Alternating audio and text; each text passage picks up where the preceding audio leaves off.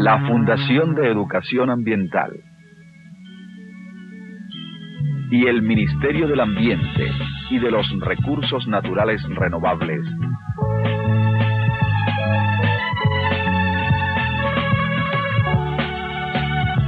presentan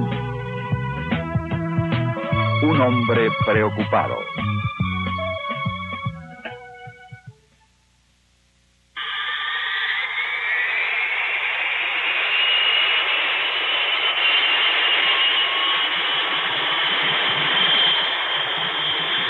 Ayer estuve en el aeropuerto. Mi hijo obtuvo una beca de posgrado y en compañía de mi nuera y nietos se ha marchado a Europa.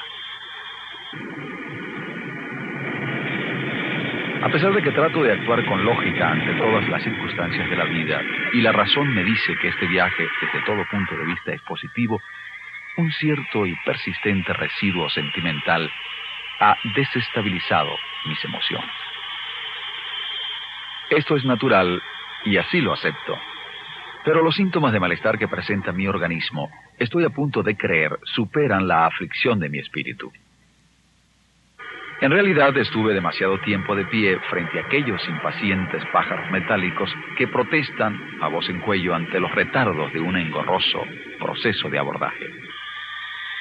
La representación más selecta de la tecnología de nuestro tiempo hacía alarde de su poderío y con tal fuerza que añoré por momentos el silencio de mis tiempos.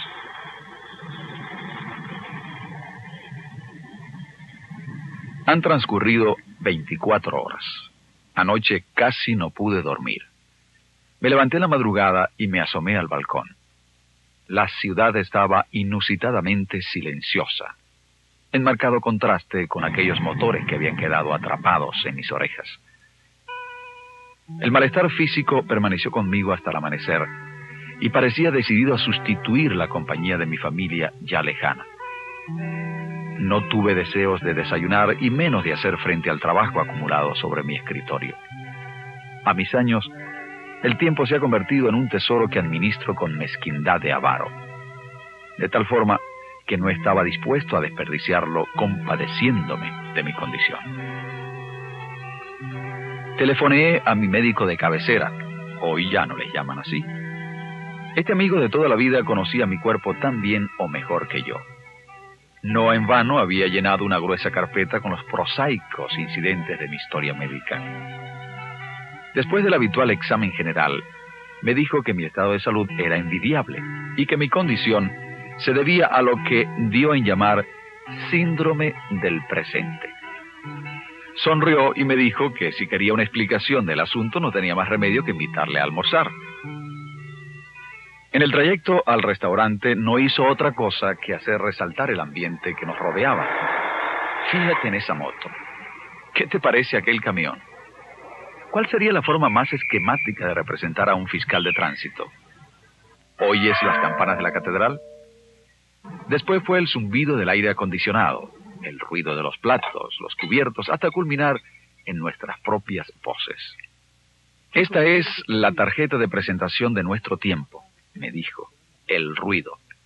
Estamos inmersos en un mundo de ruido creciente que nos ataca por todos los flancos, incesantemente y a distintos niveles.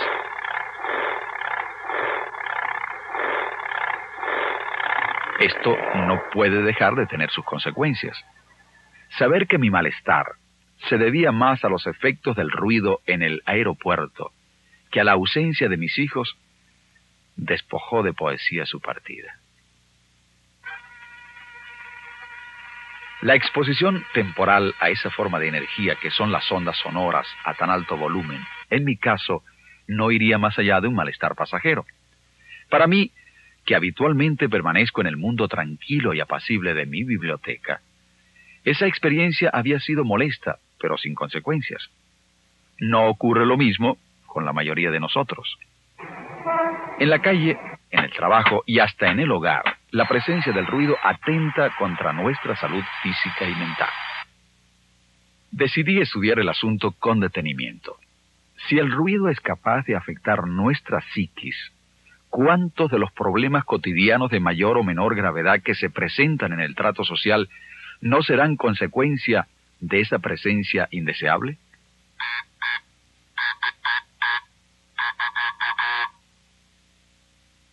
Ahora tenía sentido la actitud casi histérica de la señora del piso 8 cuando el otro día me conminaba a acompañarla a la jefatura para presentar denuncia contra nuestra juvenil vecina del 9º y de esta forma hacer que se respetara la ordenanza municipal contra ruidos molestos.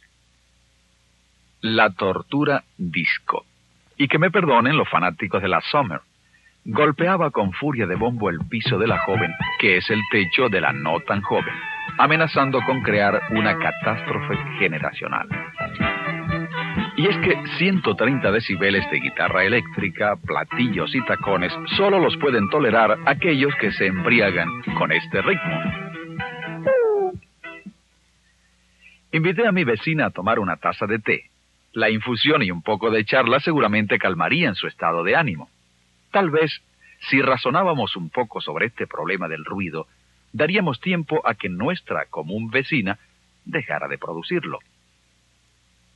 Le comenté que el sonido podía ser definido como una forma particular de energía que bajo determinadas condiciones de frecuencia e intensidad de vibración es susceptible de ser captada por el sistema auditivo.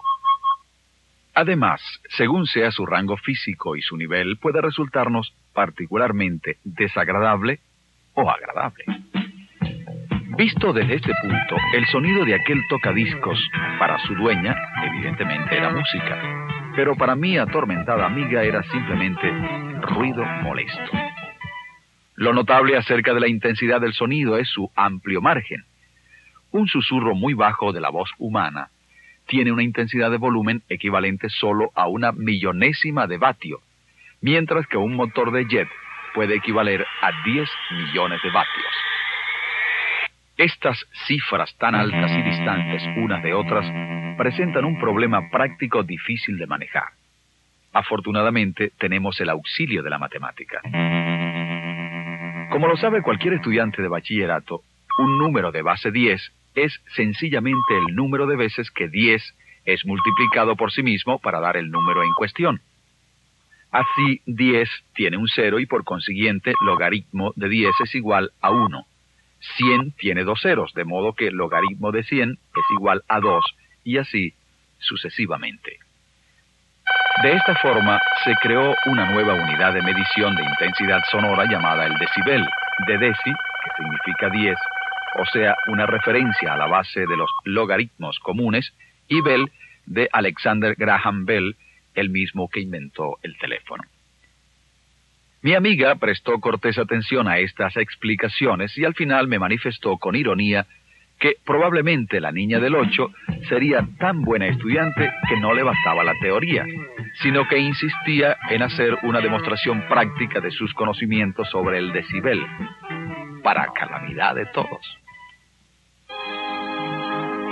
La música de Brahms, Beethoven, Tchaikovsky y Mozart me gusta escucharla a nivel moderado.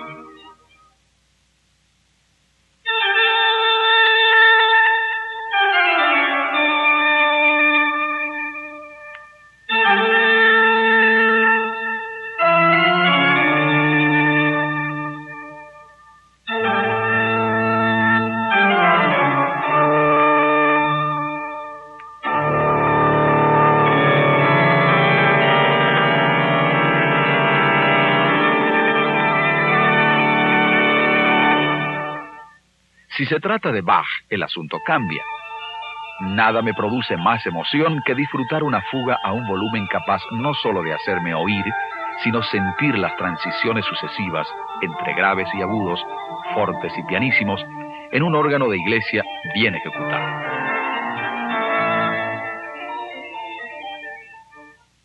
Lo mismo me ocurre con nuestra música folclórica.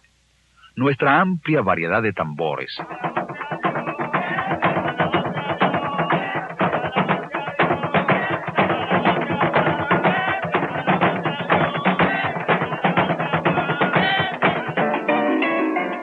los arpegios del arpa o una bandola bien punteada los disfruto a elevado volumen. Saber ahora que el sonido a 95 decibeles, por ejemplo, es capaz de reducir mi capacidad auditiva en 15 decibeles cada 10 años, me produce desazón. Caigo en cuenta ahora de que he criticado a otros cuando yo también he cometido el mismo error. Me impondré la obligación de oír la música a volumen moderado.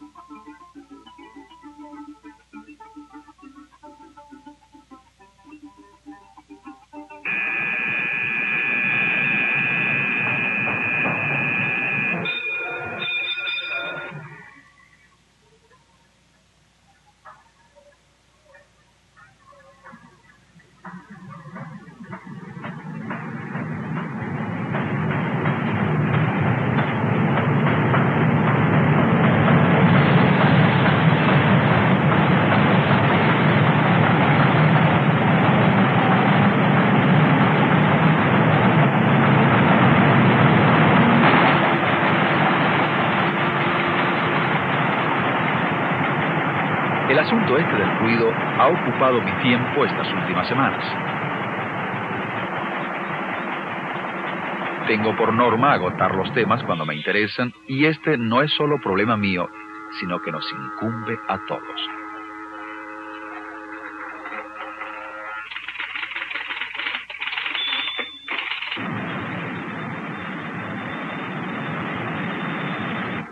En muchos aspectos el modernismo, el progreso tecnológico y los aportes de la industria, contradictoriamente, en vez de proporcionarnos mayor confort, nos agreden. Si a esto añadimos la falta de autoridad para hacer cumplir los reglamentos en todas sus partes y ciertas imprecisiones de una legislación poco exhaustiva, las cosas empeoran.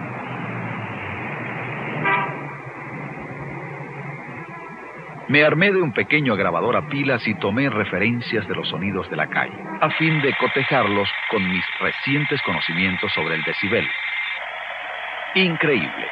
A este paso, y según lo demuestra una tabla comparativa que obtuve, el estruendo de nuestra vida cotidiana nos conduce irremisiblemente hacia una pérdida grave del sentido del oído y en muchos casos a la sordera total.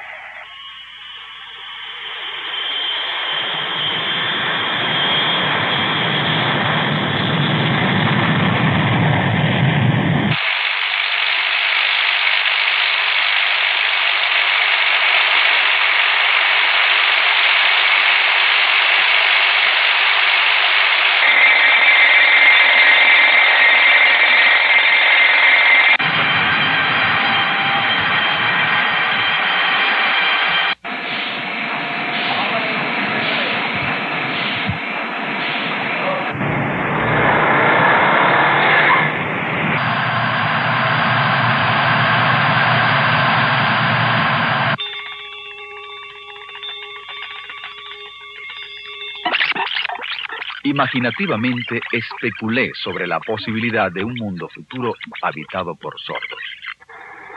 El estruendo de una moto al acelerar a nuestro lado, la legión de gandolas, camiones, taxis, autos particulares, una corneta aquí, un pito allá, una ambulancia aullándonos su angustia, la campana de bomberos impacientes, todo perfectamente ubicado dentro de la mecánica que mueve nuestra sociedad, cumpliendo una función necesaria, paradójicamente es también una amenaza. La exposición continua a ruidos persistentes y elevados dentro de algunas industrias puede estar causando estragos en la audición de muchos obreros si no se toman medidas preventivas. Esto parece exagerado y demasiado dramático. No obstante, aquí están las pruebas. Los primeros efectos, dice, son reacciones de ansiedad y tensión, o en casos extremos, de miedo. Estas reacciones suelen acompañar un cambio en el contenido de hormonas en la sangre, lo que a su vez produce cambios en el organismo, tales como palpitaciones, constricción de los vasos sanguíneos, espasmos digestivos y dilatación de la pupila. Estoy seguro de que si esto se le dice a la gente, la primera reacción será de escepticismo. Y es que los efectos emocionales sobre las personas son difíciles de medir. No obstante, sabemos que la eficiencia del trabajador disminuye al aumentar el sonido. ¿Qué podemos hacer frente a esta realidad? En nuestro mundo de ondas, las del ruido son inevitables. ¿Retroceder a una civilización primitiva como la de alguna aldea africana donde los ancianos se escuchan mejor que nuestros jóvenes citadinos? No. La voluntad y el intelecto del hombre le impulsan hacia adelante. La solución no puede estar entonces en una involución, sino en el desarrollo de defensas ante un monstruo que nosotros mismos hemos creado. Podemos diseñar sistemas de silenciadores más eficientes y vigilar que las leyes que promulgan su uso en los vehículos se cumplan rigurosamente. Igualmente en las fábricas, comercios, residencias. Podemos inventar máquinas más silenciosas e implementar sistemas de trabajo que reduzcan la exposición de los trabajadores al ruido. Si estamos alerta contra este peligro, es más probable que podamos prevenirlo. Este par de tapones formará parte de mi indumentaria para cuando sea necesario. El asunto radica en una toma de conciencia, como en todas las demás cosas.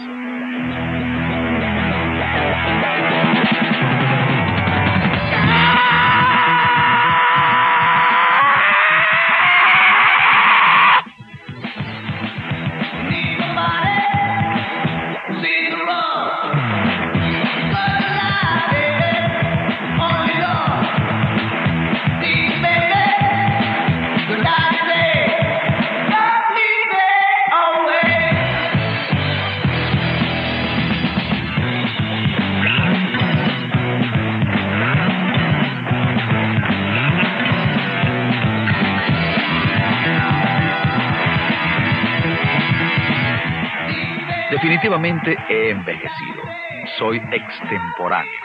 Me he quedado rezagado en los años de la pajilla y el brodequín. En aquellas noches serenas de luz de luna, destinadas a cautivar el corazón de la amada rasgando suavemente la guitarra, mientras la voz melancólica se elevaba en la noche hasta el balcón de suspiros.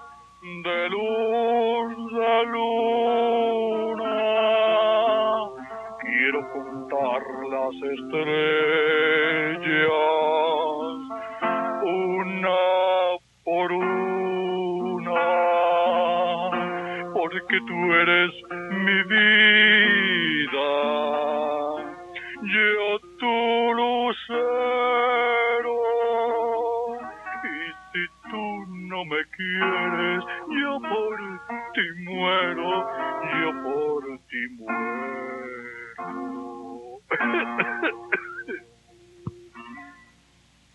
Al día siguiente, los comentarios de las vecinas, que a su vez habían disfrutado las tonadas, entre risitas y guiños, podían juzgar el timbre, la interpretación, el repertorio, pero nadie protestaba por el volumen, nadie se quejaba. ¿Han tratado ustedes de imaginar la que se armaría en una serenata rock?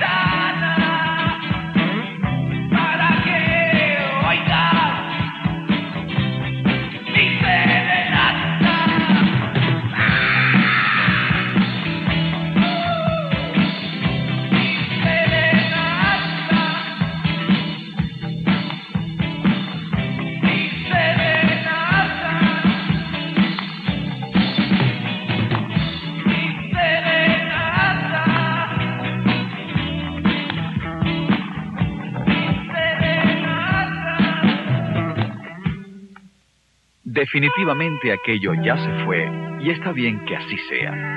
Los tiempos cambian y cada uno trae sus propias peculiaridades.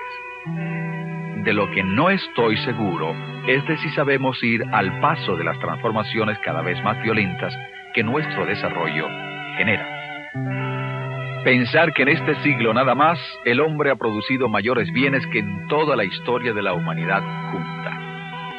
Allí tenemos los trenes de alta velocidad, los viajes a la Luna, los medios de transporte con todas sus manifestaciones, la energía atómica, la industria en general. En solo 50 años pasamos del carruaje al avión supersónico y de una vida campestre y apacible al estruendo de la metrópoli de hoy. En toda esta evolución, el ruido ha sido una de las formas de contaminación más resaltantes y como una bomba de tiempo nos acompaña.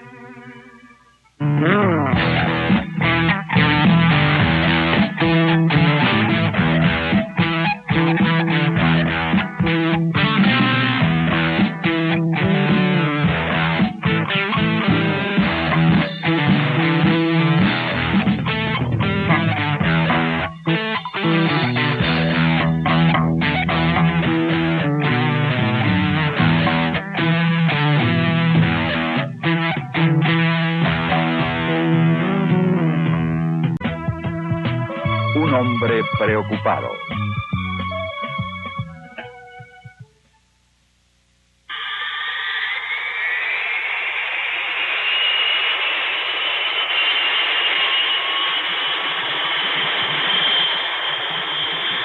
Ayer estuve en el aeropuerto. Mi hijo obtuvo una beca de posgrado y en compañía de mi nuera y nietos se ha marchado a Europa.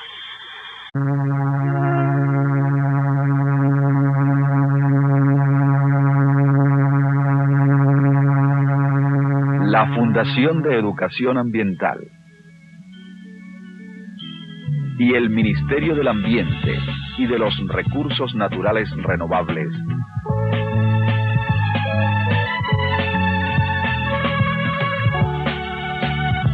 presentan. Han transcurrido 24 horas. Anoche casi no pude dormir. Me levanté en la madrugada y me asomé al balcón. La ciudad estaba inusitadamente silenciosa, en marcado contraste con aquellos motores que habían quedado atrapados en mis orejas. El malestar físico permaneció conmigo hasta el amanecer y parecía decidido. A pesar de que trato de actuar con lógica ante todas las circunstancias de la vida, y la razón me dice que este viaje, desde todo punto de vista, es positivo, un cierto y persistente residuo sentimental ha desestabilizado mis emociones. Esto es natural y así lo acepto. Pero los síntomas de malestar que presenta mi organismo, estoy a punto de creer, superan la aflicción de mi espíritu. En realidad estuve demasiado tiempo de pie frente a aquellos impacientes pájaros metálicos que protestan a voz en cuello ante los retardos de un engorroso proceso de abordaje. La representación más selecta de la tecnología de nuestro tiempo hacía alarde de su poderío y con tal fuerza que añoré por momentos el silencio de mis tiempos.